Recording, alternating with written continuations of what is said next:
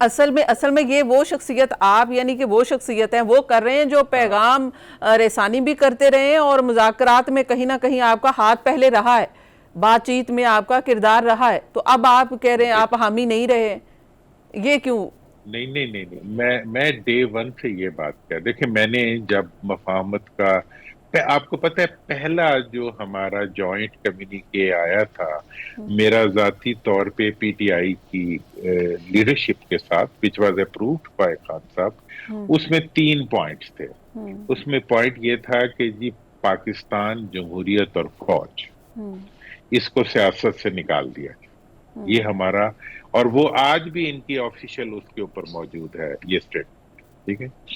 اب اصل بات یہ ہے کہ اس وقت حکومت جو ہے وہ اس قسم کی حرکتیں کر رہی ہے جس کی وجہ سے ہر ایک کوئی ان کو چھیڑتا ہے، یہ چھیڑنے والی سٹیٹمنٹ ہے۔ اور خان صاحب جو ہے ان کا وہ میڈیا کے اندر پبلک سائیکی اور پبلک سینٹیمنٹ اور سب چیزوں کو بہت بہت ٹیکنیکلی لے کے چلتے ہیں، مطلب وی شوڈ اپریشیٹ ہم۔ اب بات اس وقت کی یہ ہے کہ میں نے جتنی مفاہمت کی بات چیت کی تھی، پہلے وہ بات چیت تھی، اس وقت مفاہمت جو reconciliation in action I can see, یہ ایک باقاعدہ ایک ٹیکنیکل ٹرمینالوجی ہے کہ ایک ریکنسیلیشن ہوتی ہے، ایک ریکنسیلیشن ان ایکشن ہوتی ہے۔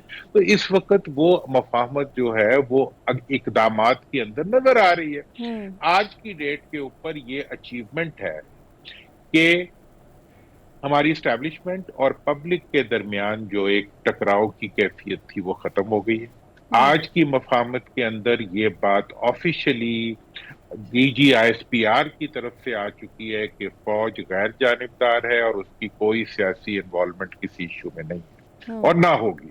ہم کسی پارٹی کے ساتھ بھی نہیں ہے اور ہم کسی پارٹی کے خلاف بھی نہیں ہے۔ میں نے یہ بات، آپ اس چیز کو بالکل ریکارڈ پہ دیکھ لیں، میں نے ہمیشہ کہا ہے کہ فوج اور حکومت ایک پیج پہ نہیں ہوا کرتے، فوج اور حکومت ایک ہوتے ہیں، لیکن فوج اور حکومتی پارٹی ایک نہیں ہو سکتی کیونکہ فوج کانٹ بھی اے پارٹی، ٹھیک ہے جی۔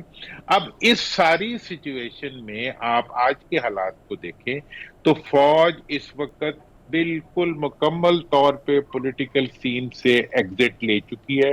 Official statements of the I S P are موجود ہیں، وہ اب نہیں ہے۔ اب باقی رہ گئی حکومت۔ حکومت نے پہلے پوری کوشش کی کہ وہ کسی طرح سے پی ٹی آئی کو اور اسٹیبلشمنٹ کے نام پہ فوج کو لڑا دے۔ جب فوج نے انہیں ٹائپ کر کے یہ بات اسٹریٹ بتا دی کہ no we are not into this business, اب کیا ہے؟ اب وہ پوری کوشش کر رہے ہیں کہ کسی طرح عدلیہ کے ذریعے اور کسی طرح کانسٹیٹیوشنل ڈسٹارشنز کے ذریعے جو ہے وہ اپنے آپ کو سروائیو کرا سکے، which they are failing۔ یہ میں عدلیہ کے اوپر آتی ہوں، لیکن کیونکہ آپ نے بات کی ہے کہ فوج کا یہ ہے کہ حکومت کہیں نہ کہیں یہ لگ رہا تھا کہ حکومت فوج اور ایک بڑی اوپوننٹ پارٹی کو لڑوانا چاہتی ہے، اور شاید اسی لیے اب کہیں نہ کہیں ریکنسیلیشن آپ کہہ سکتے ہیں، مذاکرات نہ کہیں، ریکنسیلیشن اس ادارے کے درمیان اور بانی پی ٹی آئی کے درمیان ہو گئی ہے، اس لیے یہ سٹیٹمنٹ آیا ان کا کہ مذاکرات کی جائے، اپنا نمائندہ دیا جائے بات چیت کے لیے۔ نہیں، یہ انہوں نے حکومت کو چھیڑنے کے لیے دیا ہے۔ دیکھیں میں آپ کو بانی پی ٹی آئی کے مذاکرات کی کنڈیشنلٹی میں بتا دوں کیا ہوگی۔ بانی پی ٹی آئی جو ہے وہ پہلی بات میں آپ کو بتا دوں کہ وہ کوئی ڈیل کر کے باہر نہیں آئیں گے۔ دیکھیں جو بندہ قید میں ہونا اس کی سٹیٹمنٹ اس وقت تک انڈر ڈیوریس ہوتی ہیں جب تک وہ باہر نہیں آ جاتا، ٹھیک ہے نا۔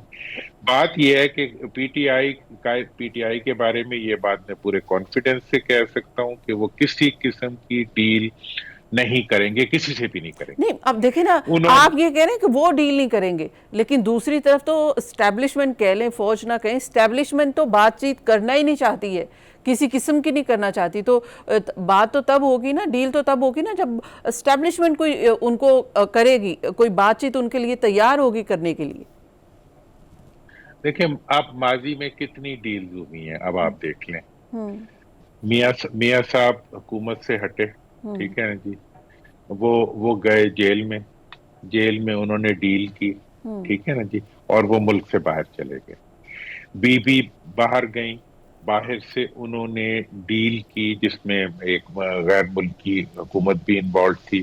اس کے نتیجے میں این آر او ڈرافٹ ہوا اور وہ ملک میں واپس آ گئی. ٹھیک ہے نا جی. مطلب یہ ہے کہ جتنی بھی آج تک کی تاریخ میں جتنی بھی ڈیلز ہوئی ہیں وہ حکومت کے درمیان ہوئی ہیں. ان میں سے کوئی ڈیل ایسی نہیں ہے جو کسی فوج نے کی ہو. فوج کے لوگ اگر اس وقت اقتدار میں ہیں تو وہ obviously they will be in picture to it. حکومت کے علاوہ کسی کے پاس اختیار نہیں ہوتا وہ کسی کو چھوڑ دے یا کسی کو رکھ